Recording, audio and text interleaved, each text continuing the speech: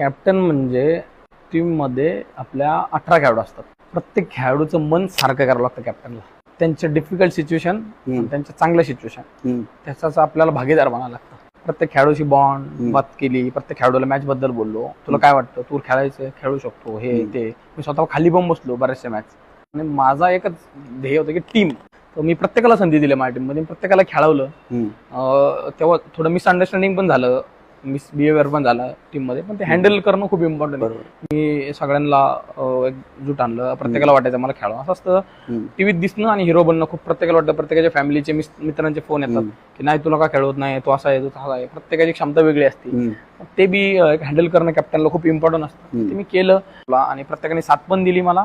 आणि प्रत्येकाच्या मनात एक होतं की नाही, ट्रॉफी इम्पॉर्टंट माझ्यासाठी. जो चॅम्पियन बनतो ना, मला तरी वाटतं त्याला वेगळा दर्जा दिला जातो अख्ख्या स्पोर्ट्स त्या